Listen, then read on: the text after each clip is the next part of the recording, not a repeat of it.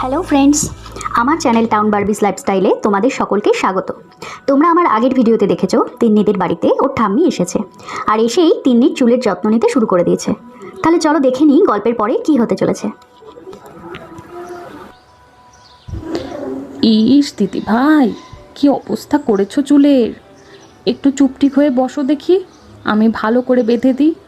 তারপরে দেখো আমার তিন্নি দিদি ভাইকে কি সুন্দর লাগে দেখতে। ইস, না দেয় চুলে একটু তেল, না করে যত্ন, তাহলে এরকম হবে না। দাঁড়াও, আমি ঠিক করে বেঁধে দিই। দেখো তো এবার কি মিষ্টি লাগছে আমার দিদি ভাইকে। এবার থেকে আমি রোজ চুলে তেল দিয়ে দেব, তাহলে আর নষ্ট হবে না। হ্যাঁ ঠাম্মি, চুলটা বাঁধা খুব সুন্দর হয়েছে। এবার থেকে রোজ আমি তোমার কাছেই চুল বাঁধতে আসবো। ও তাই নাকি দিদি ভাই? ঠাম্মি, তোমার চুলটাও কিন্তু খুব সুন্দর। ও ঠাম্মি, চলো না আমাদের ফুল গাছটা দেখে আসবে, অনেক ফুল ধরে জানো ঠাম্মি। ঠিক আছে, চলো দেখে আসি। আর এদিকে নেহা ওর বরকে ফোন করতে ব্যস্ত। ধুর, ভালো লাগে না, ঠিক যখন দরকার তখনই নেটওয়ার্কটা থাকে না। আরে এই লোকটাও না সত্যি জানে আজকে মারা আসবে, তবুও তাড়াতাড়ি আসার কোনো নাম নেই। না, বুঝতে পারছি না কি করব, কোথায় যে আছে, ফোনটাও লাগছে না। জানে কিন্তু যে মা আসবে, নিজে থেকে একটা ফোন করে খবর নেবে সেটাও করে না। এত বলি তাও বোঝে না। এই বলতে বলতেই নেহা আবার দাঁড়িয়ে চিন্তা করতে শুরু করলো। মা, একা একা কার সাথে কথা বলছো? হ্যাঁ রে মা, বল। না রে, কারোর সাথে কথা বলছি না। দেখ না, তোর বাবা এখনও আসছে না, ফোন করছি নেটওয়ার্ক নেই বলছে, তাই টেনশন হচ্ছে। তুমি টেনশন কেন করছো মা? জানোই তো বাবা ওরকমই। টেনশন করো না মা, বাবা চলে ওই আসবে। দিদি ভাই কোথায় গেলে? আচ্ছা এখানে তোমরা কি করবো মা? আকাশকে ফোন করলে? হ্যাঁ মা, ওই জন্যই তো বাইরে আসলাম, ওকে ফোন করছি। এমন কোথাও আছে হয়তো সেখানে নেটওয়ার্ক পাচ্ছে না। তোমরা যে পৌঁছে গেছো সেটা তো ওকে জানালাম, তবুও এত দেরি করছে। কেন যে এত দেরি হচ্ছে বুঝতে পারছি না। এতক্ষণ তো চলে আসার কথা, তখন থেকে বাইরে দাঁড়িয়ে ফোন ট্রাই করে যাচ্ছি। একটু তো ফোন করে জানাতেও পারে বলুন তো। ওই একই রকম থেকে গেল, বলতে বলতে আমি হাঁপিয়ে গেলাম। থাকবো মা, অত চিন্তা করো না। ও তো জানে যে আমরা পৌঁছে গেছি, ও ঠিক চলে আসবে। আর নতুন জায়গায় এসেছে তো, কাজের চাপ হয়তো বেশি। এই চাকরিটাই তো মা ওরকম। মা, বাবাই তো জানোই ডিউটি থাকলে ফোন ধরে না, চলে আসবে এক্ষুনি। আমি ভাবলাম ঠাম্মিকে আমাদের ফুল গাছটা দেখাবো। ধুর, মনটাই খারাপ হয়ে গেল। মা, মন খারাপের কি আছে? চলো চলো ফুল গাছটা দেখি। এত ছোট ব্যাপারে মন খারাপ করতে হয় না দিদি ভাই। আসো আসো, গাছটা দেখি। বাহ দিদি ভাই, ফুলগুলো খুব সুন্দর, রংটাও খুব সুন্দর।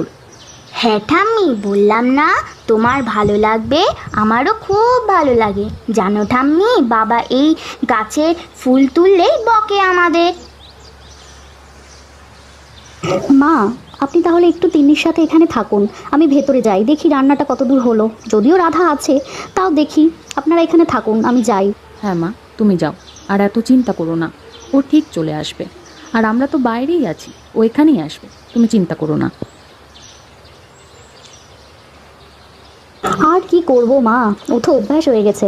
বুঝি যে ওর কাজের চাপ, কিন্তু চিন্তা তো হয় বলুন।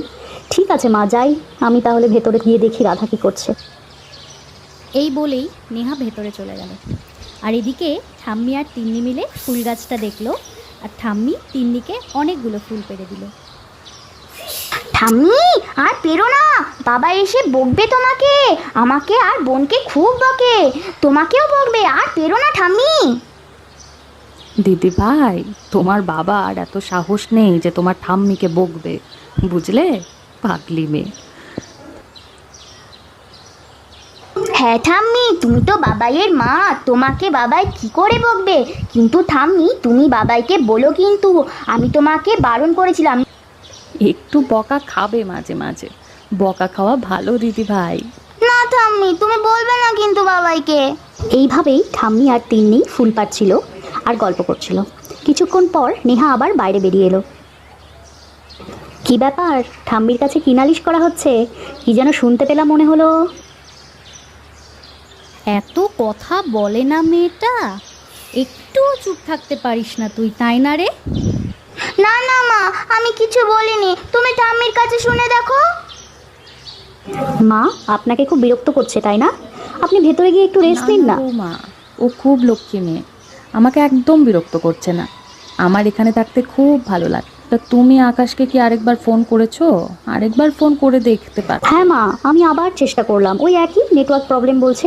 ওর তো এরকম মাঝে মাঝেই হয়। দেখি আমি ওখানে গিয়ে একটু দাঁড়াই। আর ঠিক তখনই সেখানে রাধা আসলো। কি গো বড় বৌদি, তোমরা সবাই বাইরে কি করছো গো? আর বলিস না, তিনি ওর ঠাম্মির সাথে ফুল পাড়ছে বাগানে। আমি মাকে বললাম একটু রেস্ট নিতে, মা তো শুনলো না। আর আমি তোর দাদাকে ফোন করছি, দেরি হচ্ছে তো তাই ভাবছি। হ্যাঁ গো বৌদি, আমিও তাই ভাবছি। আকাশদাকে তো আসার পর থেকে দেখলামই না গো। তুমি ফোন করেছিলে, কখন আসবে বলো তো?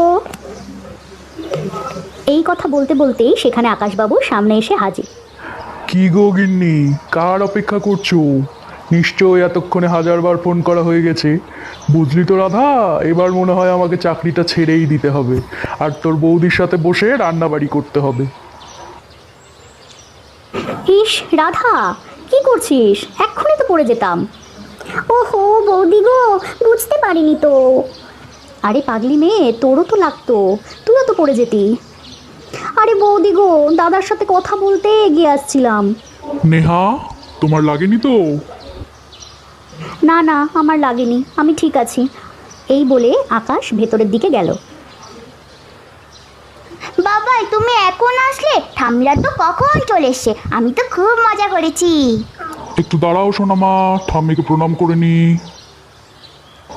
তোমার শরীর ঠিক আছে তো? তোমাকে রাধা সব ওষুধ ঠিকঠাক দেয় তো মা? হ্যাঁ বাবা, এখন আগের থেকে অনেক ভালো আছি। রাধাই তো আমার সব দেখাশোনা করে, তাই তো তোর এখানে আসতে পারলাম। তা তুই এত দেরি করে আসলি কেন, আগে সেটা বল। আরে মা, এটা তো রোজকার ঘটনা। তুমি থাকো, আস্তে আস্তে সব বুঝতে পেরে যাবে। ও শুধু চিন্তাই করতে পারে। তো চিন্তা করবে না? ফোন করে যদি একবার বলে দিস তাহলেই তো আর চিন্তা হয় না। মেয়েটা সেই কখন থেকে তোকে ফোন করে যাচ্ছে আর চিন্তা করছে খালি। আরে মা, এটা তো রোজকার ঘটনা। তুমি থাকো, আস্তে আস্তে সব বুঝতে পেরে যাবে। ও শুধু চিন্তাই করতে পারে। হ্যাঁ, চিন্তা করার মতো কাজ করো, তাই চিন্তা করে। তাহলে তো আমাকে চাকরিটা ছেড়েই দিতে হবে। ঠিক আছে মা, তোমরা থাকো, আমি একটু চেঞ্জ করে নিই। চলো নেহা, একটু চা করে দেবে আমাকে। হ্যাঁ চলো, আমি চা করে দিচ্ছি। আকাশদা, আমি তোমাকে চা করে দেবো গো। না গো, তোমার বৌদি করে দেবে গো।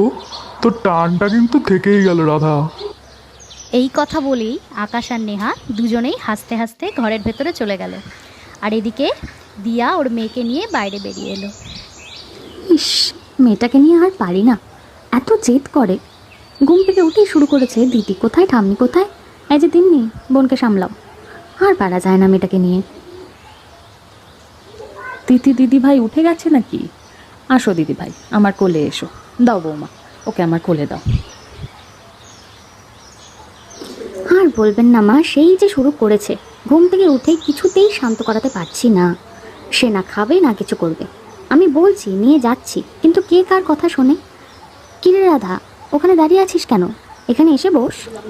না বৌদি, আমি যাই, তোমরা গল্প করো, অনেক কাজ পড়ে আছে গো।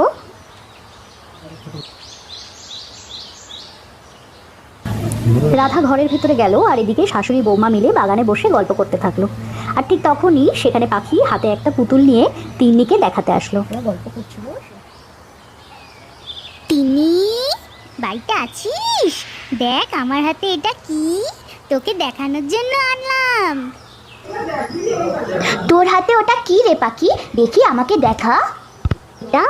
এটা একটা পুতুল, এটা কালকে আমার বাবা আমাকে এনে দিয়েছে। আমরা এই পুতুলটা দিয়ে খেলবো। তিনি বোন, ওটা কার কোলে বসে আছে রে? আগে তো দেখিনি। এটা আমার ঠাম্মি আমাদের নতুন বাড়িতে প্রথম আসলো, তুই আগে কেমন করে দেখবি? এখন থেকে এখানেই থাকবে ঠাম্মি। জানিস পাখি, আমার ঠাম্মি কত গল্প জানে। আমরা সবাই মিলে একদিন ঠাম্মির কাছে গল্প শুনবো। আমিও গল্প শুনবো। ও, তুমি তিন্নি দিদি ভাইয়ের বান্ধবী হও? কোথায় বাড়ি তোমার? আমি তো এই পাশেই থাকি। এই তো মা, পাশেই ওর বাড়ি। কী রে পাখি, তো মা আসলো না কেন? হ্যাঁ আন্টি, আমি একাই আসলাম। মা বললো মা পরে আসবে। আমি এই জলটা দিয়ে তিন্নির সাথে খেলতে আসলাম। আচ্ছা, খুব ভালো করেছো। খেলো তোমরা তাহলে তিনজনে মিলে। এইভাবেই আজকের গল্পটা আমার শেষ হলো। তোমরা সবাই পাশে থেকো, সাথে থেকো, ভালো থেকো। Thank you.